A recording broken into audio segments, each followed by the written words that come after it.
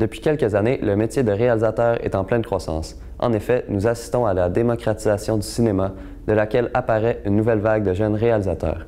Un de ceux-ci est Vincent Lorrain, qui a su se mettre en lumière grâce à sa participation sur de nombreux projets. Offre à Dieu.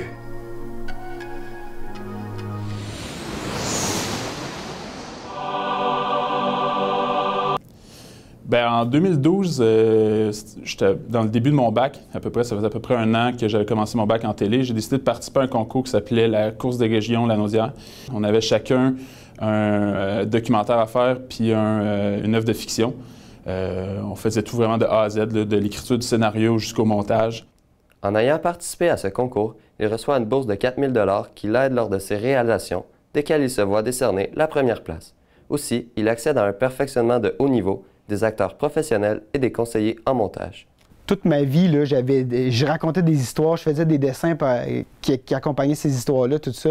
Et puis, ce qui m'a amené à faire ensuite un certificat en scénarisation à l'UQAM, qui m'a beaucoup appris sur le cinéma et sur la façon de raconter des histoires. Et ensuite, j'ai poursuivi au baccalauréat en télévision à l'UQAM.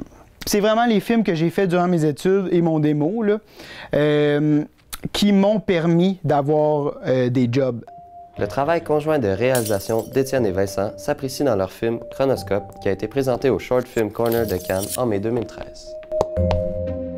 Mon bac en télé, j'ai rencontré vraiment beaucoup de personnes avec qui ça a cliqué de suite, puis avec qui j'ai travaillé, que ce soit à l'école ou en dehors de l'école. Puis une de ces personnes-là, c'est Étienne Marcoux. On a travaillé ensemble sur un court-métrage en première session de télé qui était Chronoscope, qui était un stop-motion. Ça nous a permis de trouver un concept et de trouver quelque chose qui sortait de l'ordinaire. Des plateformes de diffusion telles que YouTube ou Vimeo, ainsi que les réseaux sociaux comme Facebook et LinkedIn, permettent d'assurer une visibilité certaine des productions. Les médias sociaux aussi, ça te permet de diffuser des trucs, mais ça te prend quand même un auditoire, là.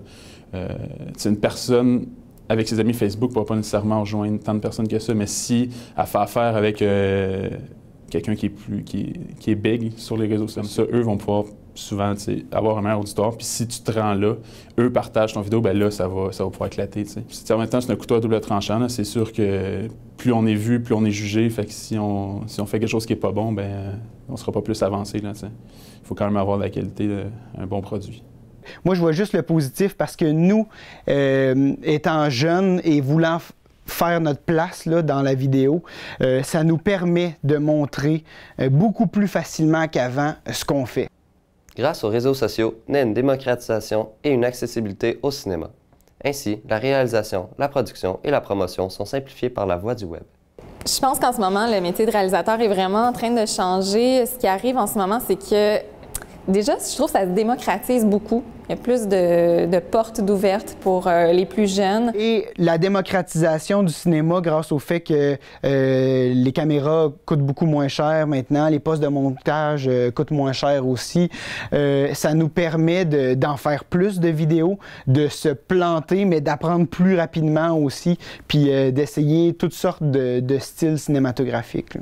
La démocratisation du cinéma et la possibilité de partage des médias sociaux permettent maintenant à plusieurs jeunes de disposer des moyens nécessaires à la réalisation de leurs projets. C'était Julien Lafortune, Cégep régional de Lanaudière à Terrebonne.